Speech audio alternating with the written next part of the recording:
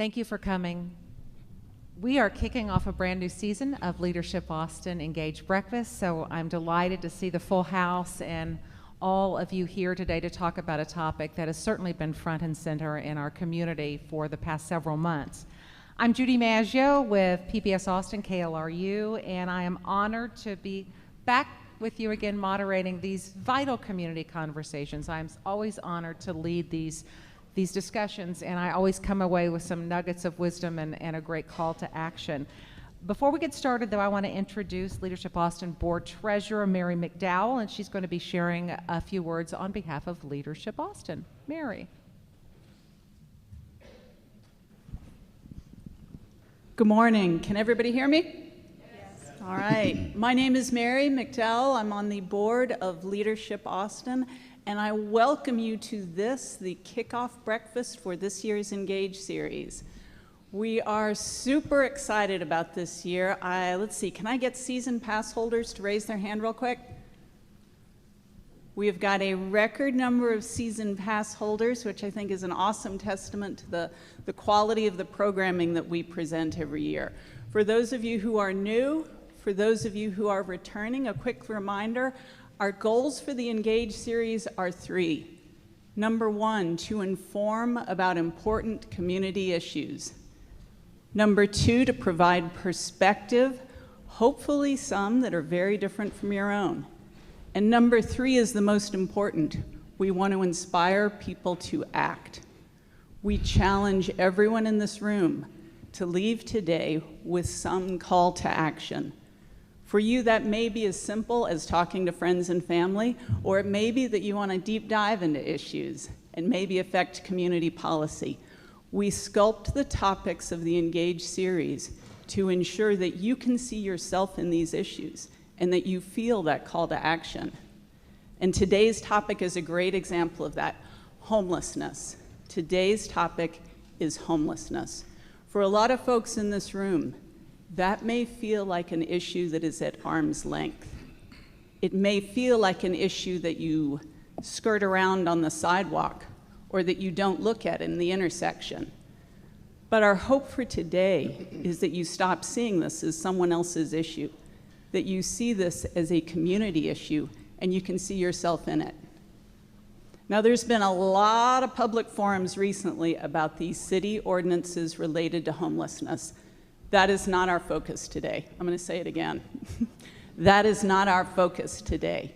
We are looking more generally at the underlying causes of homelessness, and we've got a panel of experts who work in this field every day. Our hope is that providing access to this expertise, you can start to see yourself more clearly in this issue and understand what your call to action looks like. Okay, a little bit of business first. A big thank you to our returning sponsors who are up here on the screen. And an extra special thank you to Ascension Seton, who is our presenting Engage sponsor this year. Ascension Seton is a longtime supporter of Leadership Austin, and we are just thrilled that they have stepped up this year to support this among the many ways that they make this region an awesome, caring, and compassionate place to live. Please join me in welcoming Ascension, Texas Chief Advocacy Officer, Ernesto Rodriguez. Thank you, Mary. Good morning, and on behalf of Andy Davis, our new Chief Executive Officer, and over 14,000 associates who also happen to be our neighbors, we are so proud to be a sponsor. You know, our mission calls us to advocate for a compassionate and just society with our words and our actions.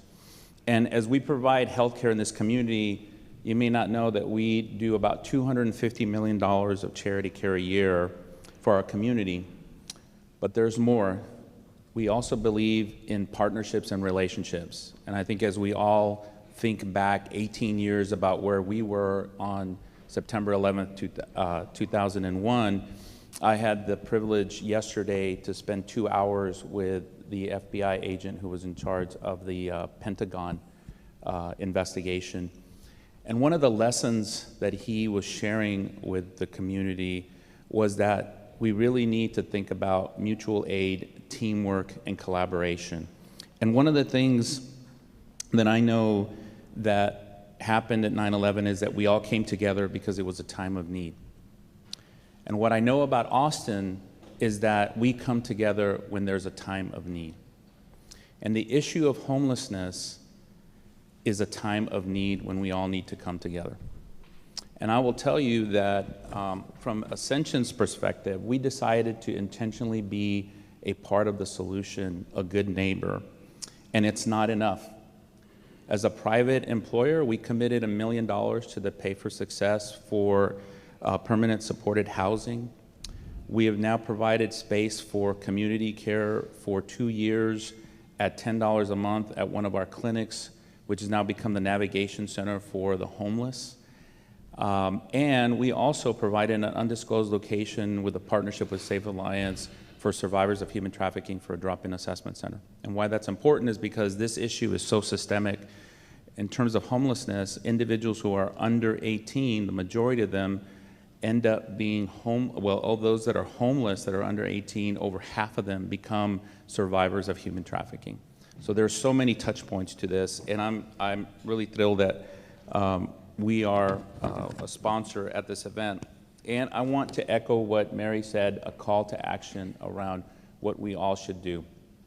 And raising our voices for those most in need, and I think also creating the space for the voices of those individuals who happen to be experiencing homelessness. I think that's really important. So I'd encourage you, this is now my third forum in the last couple of weeks around homelessness in this community, and I'd encourage you to speak to your family, your neighbors, your coworkers, because this is such an important issue, and we are so proud to be a sponsor. So thank you all very much, Judy.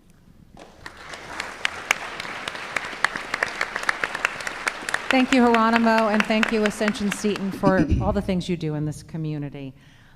A few housekeeping notes before we get started with our discussion, and that is we are live streaming this morning on our KLRU Decibel Facebook page. Decibel is the news program that I lead at KLRU, and the reason this partnership works so well is that our mission is also to bring to light issues that matter in this community, things that people care about, and present different voices and look at solutions to those issues. So that's why we love this partnership with Leadership Austin. So if you want to share this discussion on Facebook or social media, that would be a way to do it. Just go to our Decibel ATX Facebook page. I know not everyone can get downtown for a meeting, so we can scale the conversation this way. The videos will also be uploaded to the Leadership Austin website.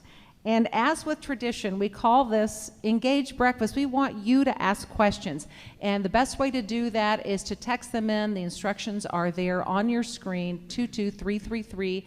And Courtney Bailey will be your voice this morning. Courtney is the Leadership Austin Director of Issues and Engagement. And she will be fielding those questions and seeing some trends and themes and asking our panel as well on behalf of all of you.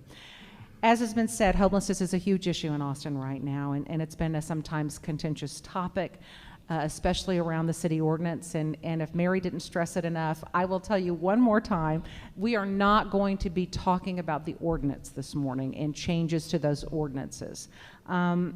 We've had many public meetings and community feedback. Those are continuing.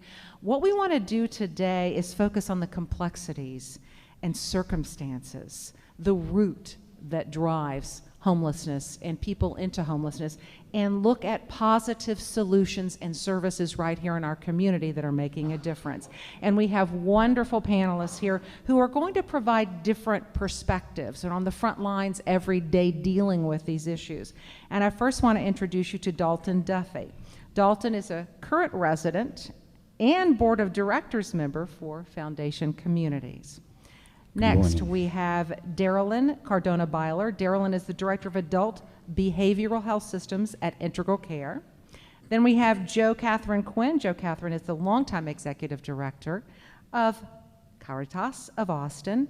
And then down on the end, we have Chief Ernesto Rodriguez. And Ernie is the Chief of the Austin-Travis County emergency medical services, EMS. So these are people, as we said, on the front lines of this issue every single day. And I want to jump right in because there are so many reasons that people become homeless.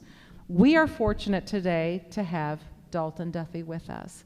And Dalton, all of us on the panel realize the importance of your voice today and your perspective and your lived experience to put a face on the issue of homelessness. So we thank you for being willing to share that story with us. So I want to start with how you actually became homeless, Dalton. Well, at 17, I turned my back on what I knew as life. I watched my firstborn daughter die, and there was so much pain for me that I didn't want to feel any more pain. From that point on, I started drinking, then I turned to drugs. All those things masked my feelings. They kept me self-medicated. I didn't care about anything or anyone or whatever problems were in life. I just wanted not to feel.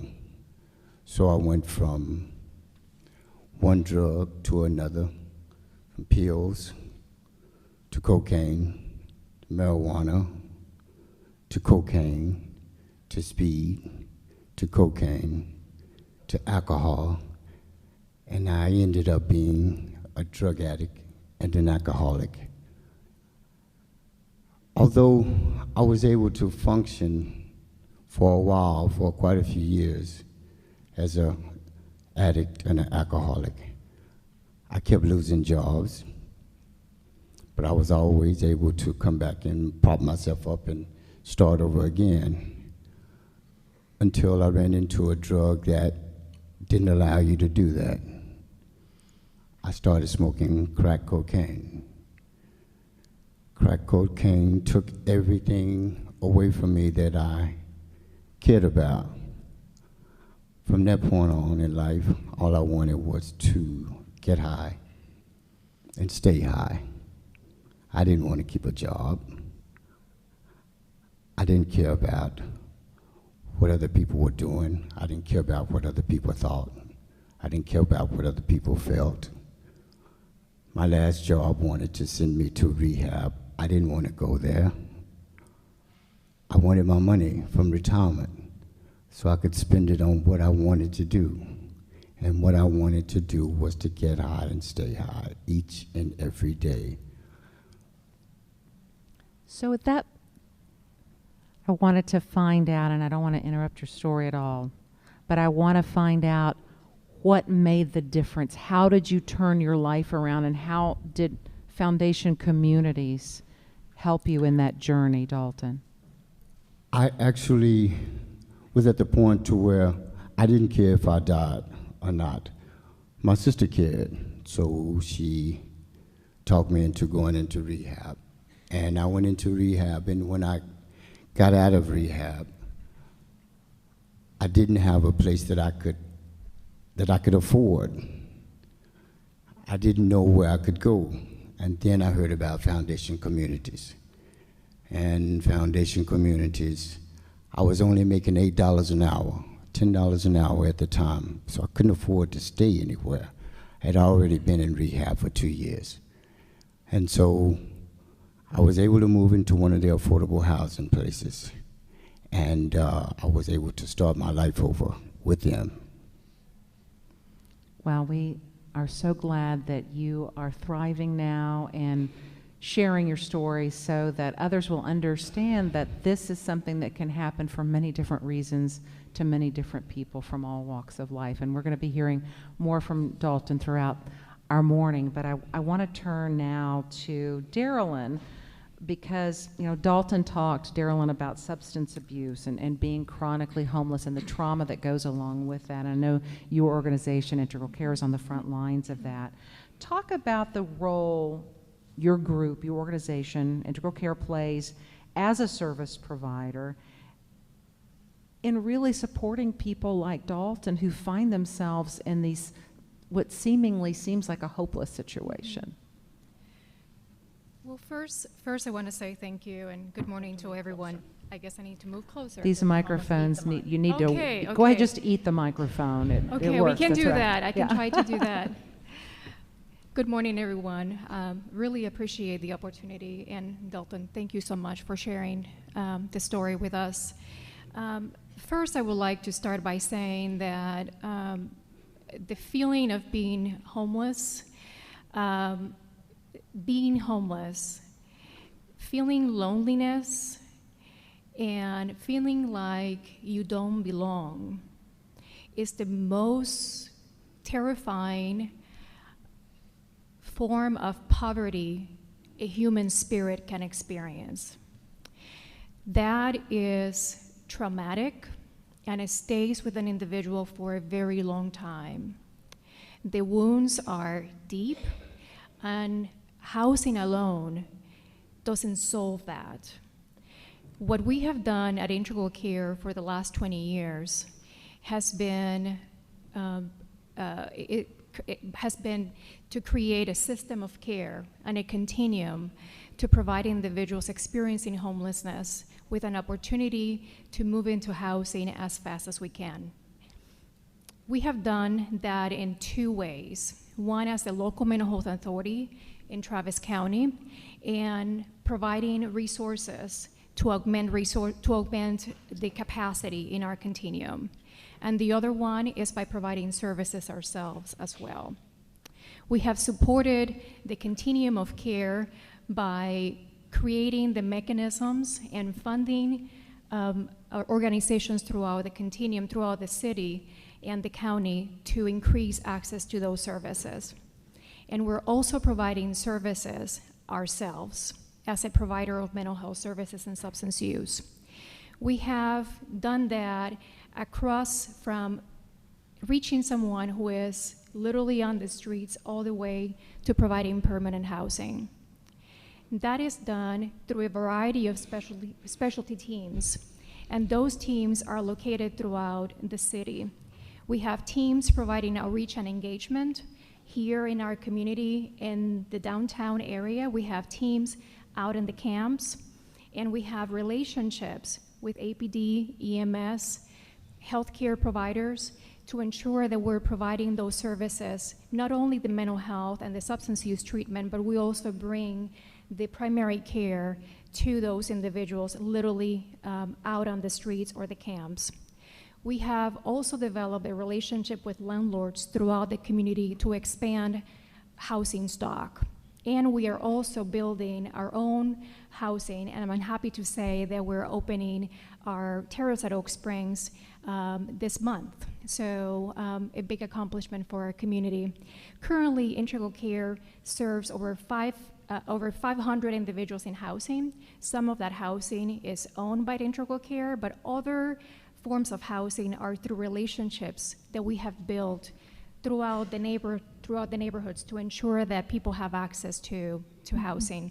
And lastly but not least, we have been creating a system of care in which individuals are provided with wraparound supports to ensure that once they move into housing, they have the access to recovery and supports and connection to family. We know that housing is more than four walls. We like to say that because housing is just the first step. Right after that, we need to ensure that all services are available so individuals can remain in house. I heard you say relationships many times, and I think that that is one of the keys to all of this. And the group that's on the ground every single day developing those relationships is EMS. And I want to turn to you now, Ernie, and talk about your teams and being part of this host group, which stands for, help me with this, Ernie. Homeless Outreach Street Teams. Homeless Outreach Street Teams. And we saw your folks in action when we were covering this issue, and it's very impressive, and it is that one-to-one model that I think can make a real difference, life and death, and really life and death difference with the homeless. So talk about what your team does. Well, I think sometimes we talk about homelessness in very broad strokes. We talk about the word homelessness. It's big, broad. For us, it boils down to the person. It's an individual issue. And we work on it at the person-to-person, face-to-face level. What the host teams do is they go out and they find people where they are. It doesn't matter where that is, but we find them. And we do our best to connect with individuals and form relationships and develop trust. Because if you don't do that, they're not going to accept help from you, and you're not going to understand what they need. So that's probably the biggest thing that we do, is we encounter people where they are, meet them, get to know them. We learn their names, we learn their nicknames, we learn where they hang out, we learn where they go throughout the day. We get to know them. We become friends with them. In that process, we look to see what their needs are. Our host medics are very well trained at assessing individuals based on the social determinants of health. So we're looking to see, do they have the things met that they need met in order to achieve good health? Imagine trying to do that in the street. Imagine trying to get over an infection that you have when you sleep in out in the woods someplace. How hard it is to stay clean sometimes. Simple things like that become huge challenges. And so we work with the individuals to try to solve some of those problems. We also work really hard to build as much self-reliance as possible. We're not going in to try to take over someone's life and just hug them back to health. What we want to do is we want to make sure that they have the capabilities to care for themselves, and they have attachments to resources that they need. So our medics have become great navigators through partnerships that we have out there. We can connect folks to transportation. We can connect them to food, to clothing, to healthcare, and other sources that they need to have a good, strong life wherever they are. So that's kind of the nutshell of what we do. And I know that I think the statistic is more than half, like 54% of the people who are homeless in Austin are chronically homeless, and they're dealing with something like Dalton mentioned, substance abuse or mental health issues. But I want to also take a moment to acknowledge the people who aren't dealing with chronic homelessness that also end up homeless. And Joe, Kathryn, this is where we're going to be talking to you a little bit more. But there are people who are working every day and still find themselves just a paycheck away from being homeless. People become sick. People get divorced. People leave domestic violence situations. These are some of the other reasons people may end up homeless. And all they probably need is one preventive measure to prevent them from becoming homeless. So Joe, Kathryn, I want to move on to some of those people and talk about Caritas, what your mission is, and how you connect some of the people who could end up homeless with housing. Caritas is serving people actually who've already fallen into homelessness, and we are serving people who are experiencing both short-term homelessness and long-term homelessness, chronic homelessness. And there are two distinct interventions for those populations, and Caritas of Austin provides both of those interventions in the community. And they're both based on what Darilynn was talking about earlier, which is making housing the first intervention for someone who is experiencing homelessness. And then after the housing, immediately connecting that person to the services that they need. And each person needs a different combination of services. I think the one thing that Caritas of Austin does really, really well is what we call tailor-made services.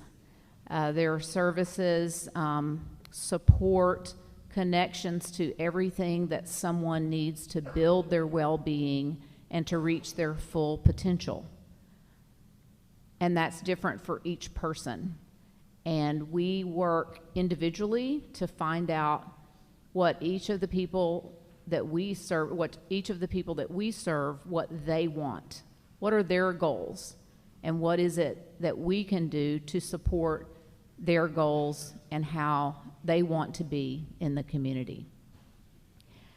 We are supporting people in various kinds of housing, and I wanted to just underscore some of the things that actually everyone on the panel has noted, is how it takes lots of different sectors of our community to do this work.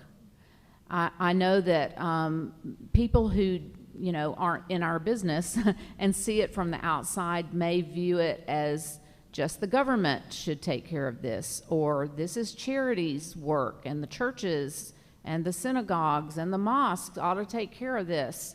And we have these sort of narrow ways, and often because this is such a complex and uncomfortable thing to look at, we often want an easy button because we just want it to go away. And I hate to break it to you, but that's not how it works. We have a complex and now pretty large issue in Austin with regard to homelessness, and we have way too many people on our streets experiencing this unnecessary form of human suffering. And it takes the whole community, lots of different sectors working together. Our homeless services system, the collaborators that we have, are working very, very closely together. We just need more people to get involved and bring more resources to the table. So what we are doing in the community works. Caritas of Austin is ending homelessness for someone, for a family or an individual, every single day, at least one. And we need to do that for 100 a day. And so we need the whole community to come together so that we can do that. Where are the gaps? And let's all weigh in on this if we can. The gaps in services and also the frustrations that you face on a daily basis doing this work. You want to talk to addiction? Yes, That's definitely. The first thing that comes to mind. So, Kathryn is saying, let's talk about addiction medicine and substance use treatment. Can't hear. You gotta eat the mic. Just, you could even grab that microphone Okay, and hold it right I up probably to need to just start doing make that this. microphone your friend. Yes. So, Kathryn was just mentioning, let's talk about addiction and substance use treatment. We're working to create a system of care in which access to mental health and substance use treatment should be as easy, without barriers, as it is for someone to obtain drugs. That system in our continuum doesn't exist. We need to increase access to substance use treatment. We need to create an environment in which, with the same philosophy of providing a home first, that we have the ability to get someone connected to that treatment as soon as the person is ready and willing to engage. These programs are not mandatory. We need to ensure that the services provided by the providers across the community, and not only Integral Care or Caritas. This includes the hospitals, this includes everyone who is touching someone experiencing homelessness.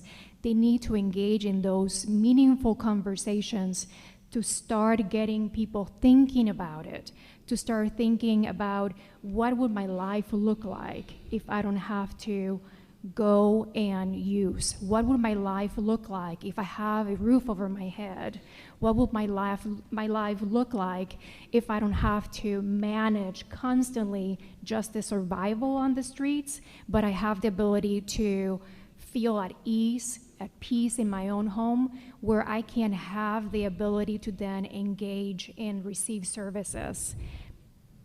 I think from what I remember and what I've seen, I think a lot more people that have substance abuse issues would seek treatment if there were treatment places that they didn't have to have insurance with, or that they could afford, or that were free.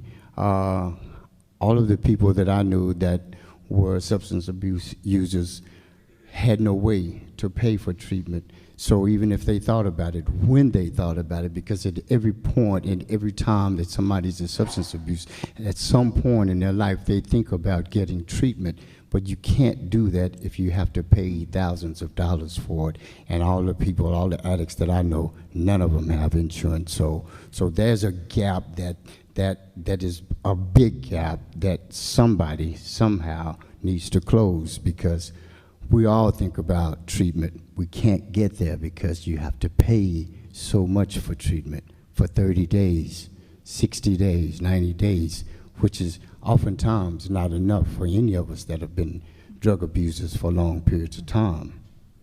How long did it take you? 2 years, 3 months, and 3 days. I stayed in Salvation Army's rehabilitation services. The program itself only lasts 6 months, but this was a unique program because you worked to be there. You got meals to be there, and you also worked to go out in their trucks to pick up furniture and pick up donations and work in the stores. You worked, and you also had to go to classes. You also had to seek counseling. You also had to stay clean. They did random drug tests and stuff like that. So if you kept up with those things, you could stay there. We had somebody that was there for like 5 years, and before they just made him leave, he just wanted to stay. He didn't want to leave. but that's not always the case. Yeah.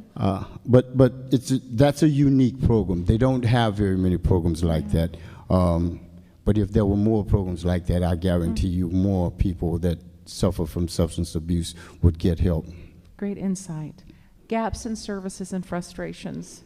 Joe, Kathryn, and Ernie. Yes, the way it sort of looks when at Caritas is that our case managers go out onto the streets. We learn through the coordinated assessment system that someone is prioritized for housing, and so when we have an opening in one of our housing programs, our case managers literally go out onto the streets to try to find that person so that they know that they are sort of the next in line for getting permanent housing. And often what our case managers discover once they are able to connect to the person and start to assess their immediate needs is that we often don't have services for all the different needs, and addiction treatment being sort of at the top of that list. As well, there are any other psychotherapy, serious mental health conditions. As wonderful a job as Integral Care does, they are under-resourced and cannot serve every single person in our community that needs indigent mental health care. So there's a whole array of services in our community where there is a shortage in terms of being able to serve every person in the community that needs these important health services.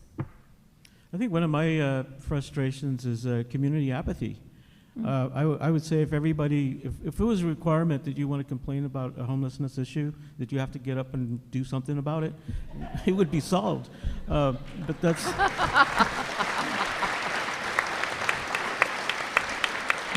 But it is frustrating when we have to send a host medic out to check on a complaint, and we're taking away time from what they should be doing, and instead are out visiting. I often say that if you want to measure the success of a community, measure homelessness, measure how many folks are out there without homes, and that will tell you, and you don't need to measure anything else. If you can fix that, everything else will work. So I sometimes oversimplify things, I know that. But I do think that community apathy is a big issue. I hear so many people are misinformed about homelessness. There's a lot of prejudice about it. And I think doing things like this to talk about it is important because it opens the doors, it opens the eyes, and hopefully it opens your minds and your hearts too to become a contributor to the solution. The other thing, I think we don't have enough. I want to echo what Kathryn said. There's not enough mental health care available. Most of the individuals that we care for, at least in the host group, have chronic illnesses. They also have drug addictions, and they have mental health issues combined. And when you look at those things combined, it becomes very, very difficult to try to help an individual through their circumstances. I wanted to speak as well as we're talking about sort of the system and gaps. I think it's important for us to understand some of the systemic structures in our society that are creating homelessness. And those structures are tied to related structures within, there are lots of different structures within society that are all related that are pushing this. And I'm just going to call out something that's very uncomfortable for a lot of people to talk about, but I know that Leadership Austin has really led on this topic, and that is racism. In our homeless population, African Americans are overrepresented by a long shot. There are 40% of our homeless population. There are less than 8% of our general population. That is something we have to look square in the eyes and understand. And that is related to over-incarceration of African Americans, and people who are exiting incarceration then have all these barriers to housing. It's all connected. And typically, African Americans do not receive the same quality of education that others do. And all of these institutions that are failing to serve everyone equally in the community, regardless of their skin color, creates things like overrepresentation in homelessness and lots of other societal issues that we see. So we have to understand the structural pieces to this. So besides racism, what we're seeing as well is that homelessness, quite frankly, is being driven by the fact that wages have not kept up with housing costs.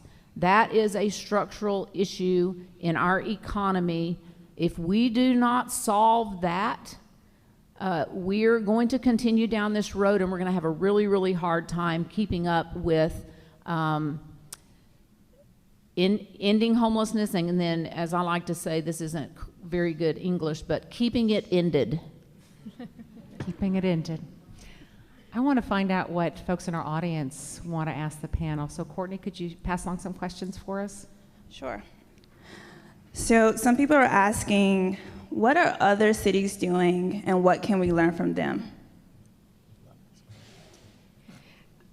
That's actually a very good question. Here in Austin, we know what works. We're doing what works. We know the best practices. We need to scale what we currently have. We have an amazing continuum of providers tackling and ending homelessness every single day. I know we talked about mental health and substance use as an area we need to continue to work and improve access. We know that housing is that foundation, the first thing the first intervention. It is a priority for us. We know that takes time, however. So as a community, we need to develop a strategy, and we're working towards that, to make sure that we have the stepping stones. And with that, a short-term strategy and a long-term strategy. The long-term strategy is creating more deeply affordable housing. The long-term strategy at this point that we're dealing in our community is we need to ensure that we have a safe place for people to go and wait while the long-term strategy is in place. That's one thing. The second thing is, this is an issue that we need to, and other communities are doing well, is creating access to bathrooms, sanitation, for all of those individuals who are on the streets. Imagine if you were living on the streets and you don't have a place to go and you use the bathroom. The second thing is storage. We have a group of individuals who came together actually with the assistance of the Downtown Austin Community Court, who put together this amazing proposal. Individuals experiencing homelessness, they cannot survive, move into housing because they're carrying all their possessions with them. That is something that must be addressed. And the third thing is making sure that we have the ability to remove the walls of our clinics, and that's something that we are working hard at doing and creating the partnerships. This has been done across the community in providing mobile teams to bring substance use treatment to the camps, under the bridges, while people are waiting. And the ultimate solution to homelessness is permanent supportive housing. Housing first, remove the barriers, and once that is in place and we scale all of those systems, I can say that as a community we will be in very good stage. And I would add to that no city has solved homelessness. We do look to other cities who have some model programs, things that are working pretty well. But I would say, even in Texas, Dallas area saw a 9% increase in homelessness. We saw a 4% increase in homelessness. I believe San Antonio saw a 6% increase in homelessness. We are all doing good things in all of our communities. It's just that none of it is big enough. And every city across this country is struggling. I would point to our successes.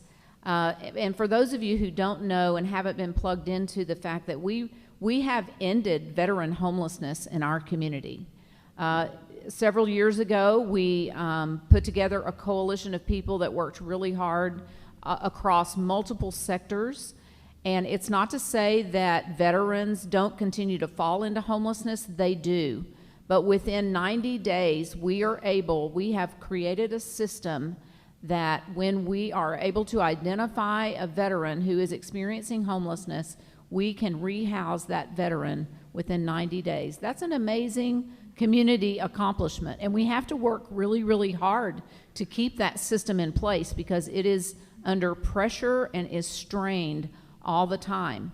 And if we will take the same resources and principles that we use to create that system and apply it to other populations across the general homeless population, we will eventually end homelessness here in Austin. I believe we can do that if we really commit ourselves to doing it.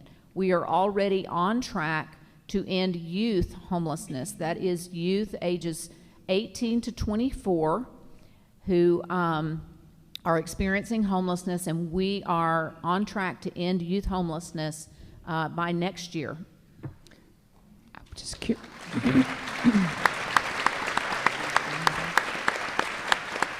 Let's take one more audience question for now. So I have a question that keeps coming up, and I think a lot of people struggle with. So when you're in your car and you're in your neighborhood and you see an individual that is experiencing homelessness, what can you do? People keep asking that. What are the effective ways to help the homeless? So what we have a lot, that happens a lot. Right now we're equipping our 311 center to be able to route calls when those things come in. It's a good idea as if you're doing that to gather some information, tell us what you see. Is an individual laying down? Do they look like they're sleeping? Are there others around? Could it be a potential accident? All those different types of information bits can help us tailor the response. 311 will grab that call and they'll route it to a city department or to another agency that can provide a resource. EMS gets a lot of those. And what we do is we send out a community medic or a community health medic or a host medic, and sometimes an ambulance if that's what's necessary. But what we do like to have is to avoid what we call the drive-by calls. People that just see something like this and they keep on going, but then down the road, 2 blocks or 3 miles down, they decide to call.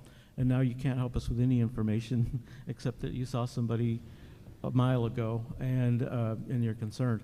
So it's a good idea to be observant, grab the information for us and help us out that way. You know, we, to put in a little plug for Decibel, we did a story called 6 Ways to Help the Homeless, where we talked to Amy Price over at Front Steps about just simple things that you can do to help the homeless. And it can be as little as a frozen water bottle goes a long way in this heat, you know, things like that. So I would encourage everybody to check out our YouTube channel and see those 6 ways to help the homeless. Also, when you give something to someone, think about the carbon footprint it might make. So wrap a sandwich in something that's easily disposable and not a big container. I want to hear from you on this, Dalton. What are some ways that you wish people had reached out to help you in simple terms when you were out on the streets? Well,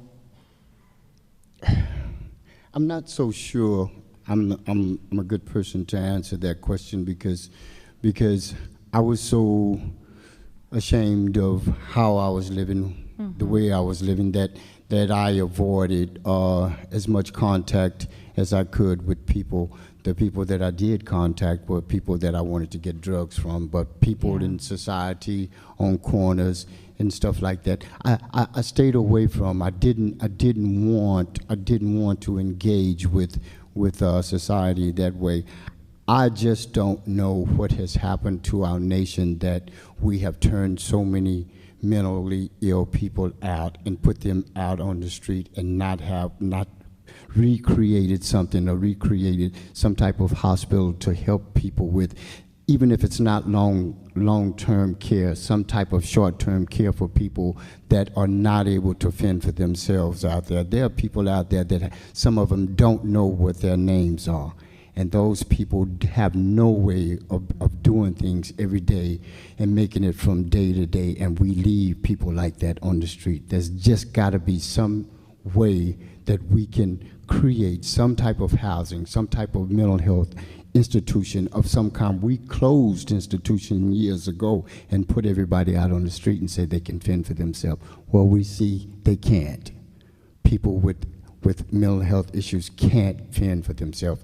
Once you start going down that dark hole, then there's almost literally no way to pull yourself back out of it. And if you have mental health issues, then that adds to it. You cannot do it. Even people that don't have mental health issues, once they are homeless, once they have hit that bottom part, there's almost no way to pull yourself out of it. You just can't see it. It's almost impossible unless without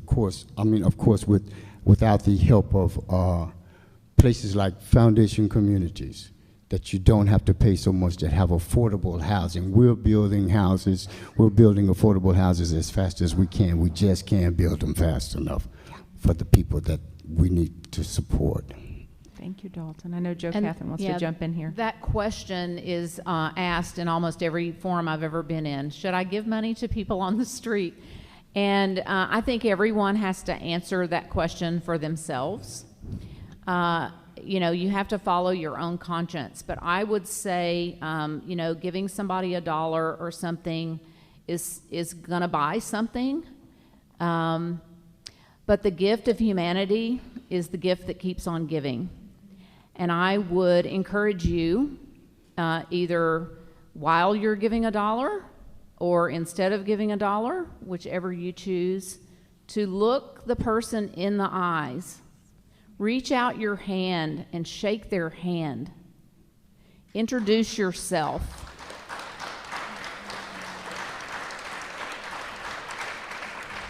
Just be a human with another human. And I promise you that gift will multiply itself for that person. We've talked a lot about permanent supportive housing as a big solution. But I want to know that there is an element of choice for some people, and you can't really force everyone to be under a roof. Some people, this is the choice. So how do we reconcile that issue and meet people where they are, meet people where those needs are for the person who might prefer to be out on the street? Who wants to tackle that one? I know it's a tough one.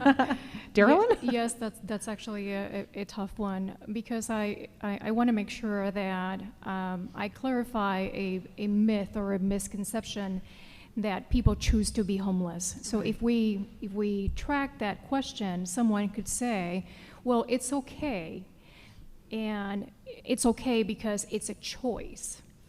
And in my experience working and serving this population, I have met very few individuals who are making that choice for a long time, for an extended period of time. Usually what works for us and what has worked for me is to develop, like Kathryn was saying, that deep connection. Once that connection is in place and you move at the pace that the individual wants to go through that journey, they move into housing.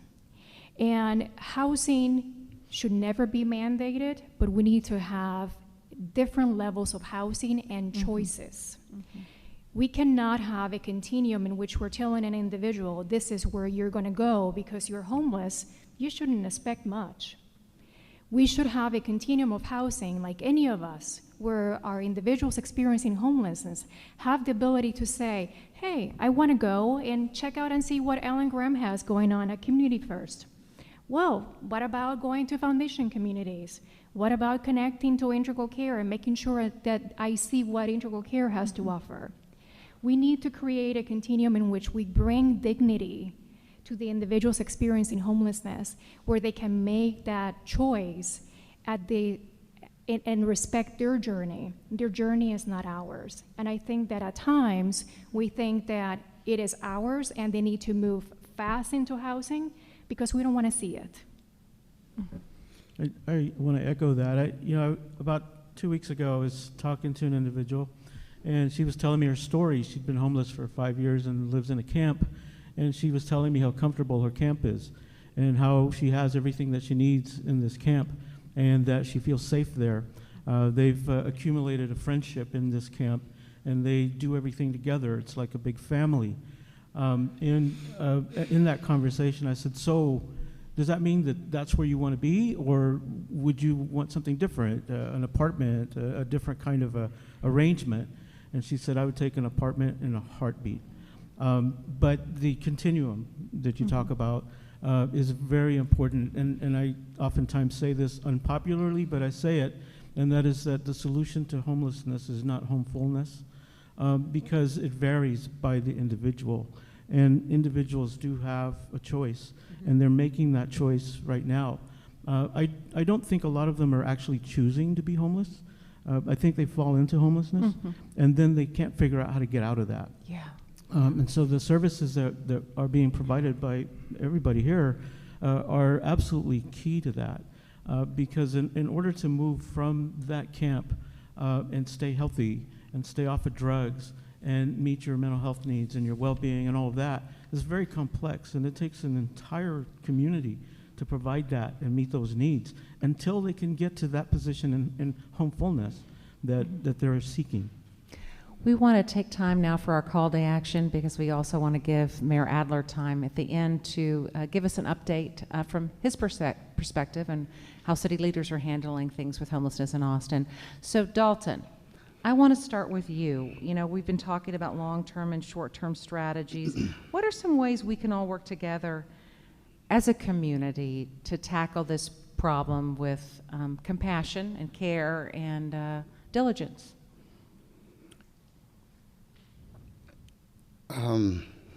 What can we do? If you could just have a conversation with anyone in the audience here and say, hey, here's what you could do as an individual to help people who are homeless, what would you say? People that are homeless? Yeah.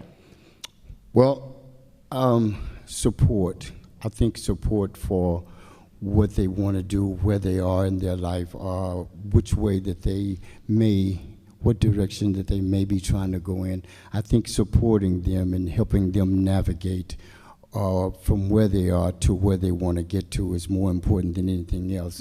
To be able to help navigate to get your way back into what's going on in society is the most difficult part, was the most difficult part for me, and I needed more help being able to know how to get around and to navigate back into society than anything else, and to the support that I needed to help me, show me on the computer, show me how to accomplish this, show me which way to go to get here. So if you can support that person, if you can, then that's way more important to me than anything else, is supporting them in which way they want to go and what direction they want to get, and to help them get there. I can't thank you enough, Dalton, for everything that you've provided for us today to humanize this issue and to speak from your heart and to speak your truth. It's meant a lot to all of us on the panel, and I think the audience. Darilynn, your call to action.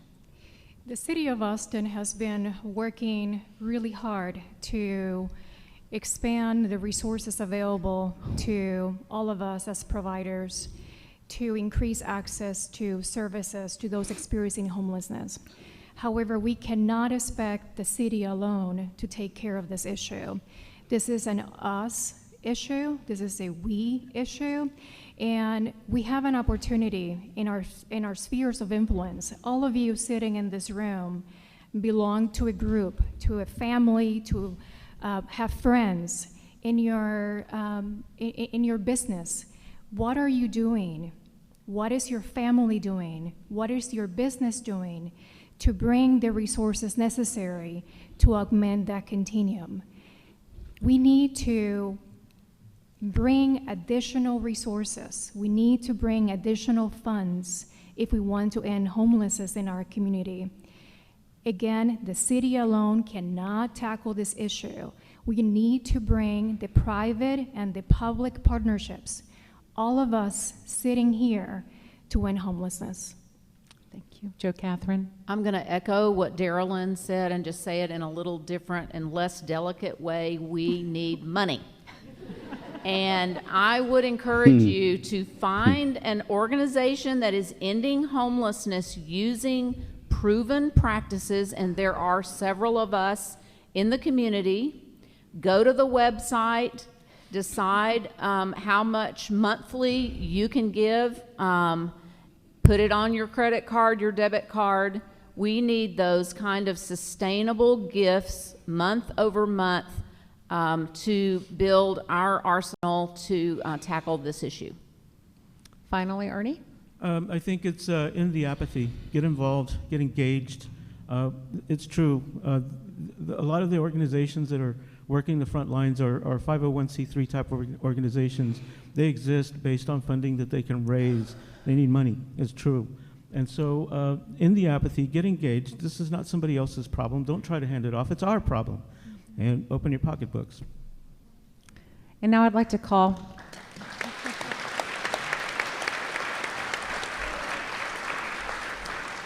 and invite Mayor Adler up now, and we'd like for you to make some closing comments. And I know that you have been out over the last several months hearing from a number of people, some very happy, some very angry about this issue.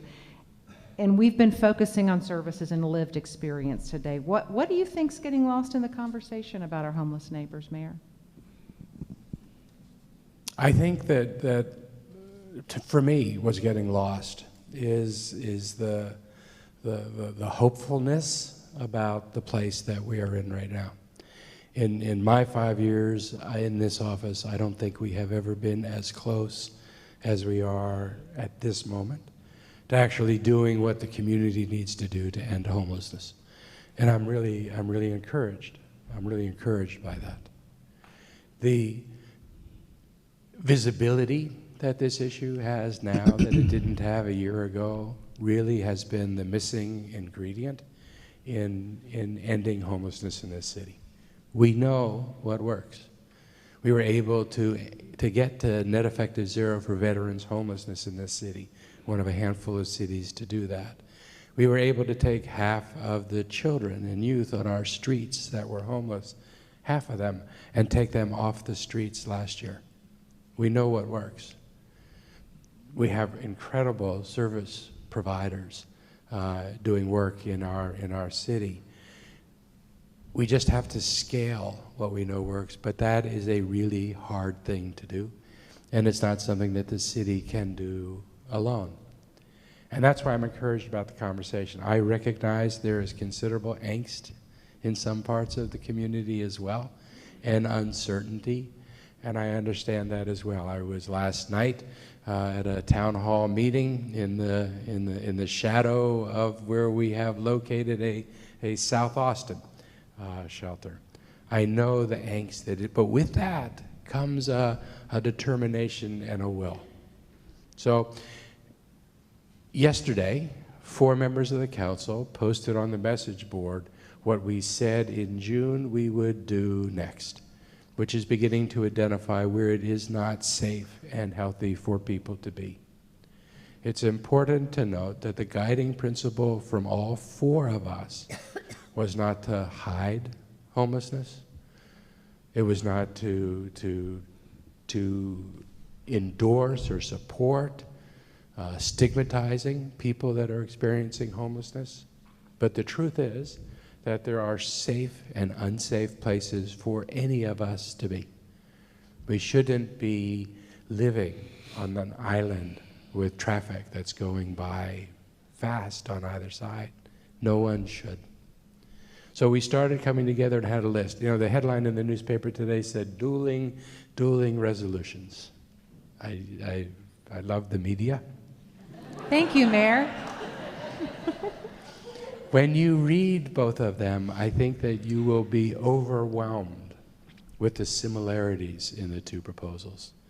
The differences between the 2 are really small relative to what is being addressed, and I think will serve as a constructive basis for a conversation in the community over the next week while we finalize those things. But the agreement of this council and of these 3 colleagues and myself, I think, and I hope, is evident in those proposals because we agree on what it is that is the next step.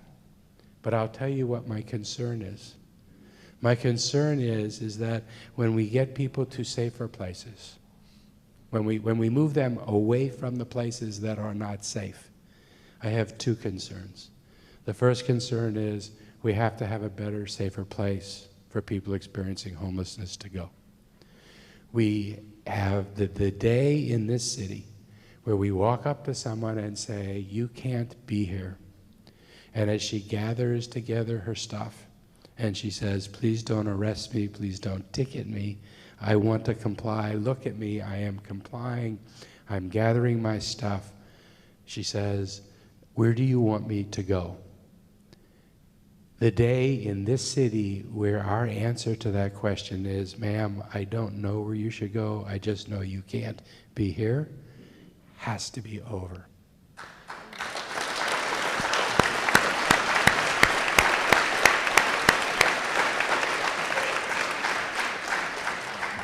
That's what these guys do. They need our support. The city stepped up in a really big way, and we need everybody to do that. The second concern I have is that as we move people, as we help them move from places that are not as safe, that we begin to relax because it becomes less visible, because we don't see it this way we saw it before. We're going to support the work that's happening at the Arch. People can't get into the Arch now. People are afraid to go to the Arch because of what's outside the Arch. All 4 of us agreed yesterday that we need to take the 3-block area around the Arch and say there's not going to be any seating, camping, lying in that area. And we did that in part because we recognize we have to open up shelters all over the city, and we have to be able to demonstrate as a city we can open up a shelter and still be a constructive, participating member of whatever community it is that we locate. So we're going to do that.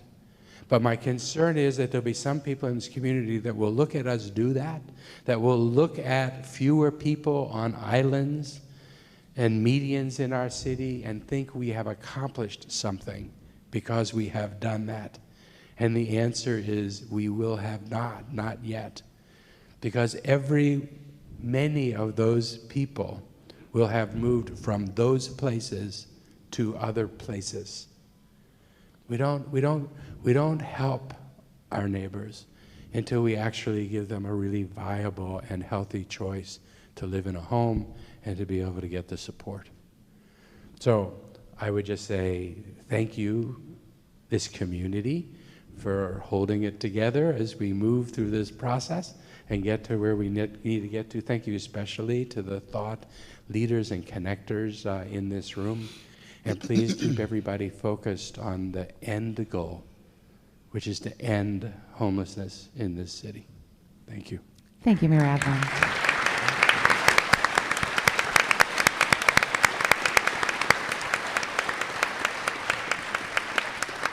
Just a couple of announcements before we send you out the door and pray for the rain that's in the forecast. We'd like to explore community issues. This is what we do at Leadership Austin. We're now registering for the Fall Experience Austin 5-week series. I say we because I used to be part of Leadership Austin, so I still feel some ownership there. You can find information at leadershipaustin.org. And we'd encourage you to come to the next Engage Breakfast. The topic is so timely: immigration, boundaries, and borders. That's Thursday, October 10th. Finally, please help me thank this wonderful panel for the insight they provide and all they do in our community. We hope to see you in October. Make it a great day out there.